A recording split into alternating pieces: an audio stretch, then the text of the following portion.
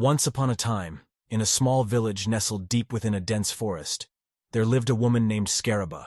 She was known to be the most terrifying woman in the entire region, and her name struck fear into the hearts of all who heard it. Scaraba had an aura of mystery surrounding her.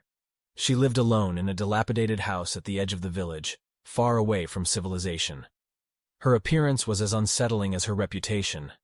She had long, unkempt hair that hung around her face like dark snakes, and her piercing green eyes seemed to hold a malevolent spark. But one day, a brave and curious young woman named Isabella decided to defy the warnings and explore the truth behind Scaraba's terrifying reputation. She had heard stories of Scaraba's powers, but couldn't help but wonder if they were simply tales spun by fearful minds.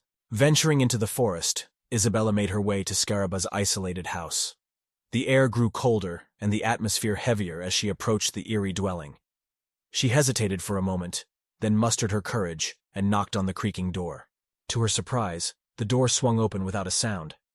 Isabella cautiously entered the dimly lit interior, where an array of mystical objects and spellbooks adorned the shelves. As she explored further, she discovered signs of Scaraba's deep knowledge of ancient. Suddenly, a voice echoed through the room, sending shivers down Isabella's spine. It was Scaraba herself, standing before her with an unreadable expression on her face. Isabella expected malice and cruelty, but instead, she saw weariness and sadness in the woman's eyes. Scaraba began to reveal her story, a tale of loss, betrayal, and loneliness. She explained that her powers had been a curse, a burden she carried for years. Scaraba had once been a kind and loving woman, but tragedy had twisted her path and left her isolated from the world. Isabella listened intently, her initial fear giving way to empathy and understanding. She realized that Scaraba was not the monster she had been portrayed to be.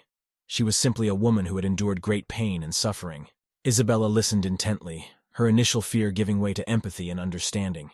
She realized that Scaraba was not the monster she had been portrayed to be. She was simply a woman who had endured great pain and suffering. Isabella listened intently, her initial fear giving way to empathy and understanding.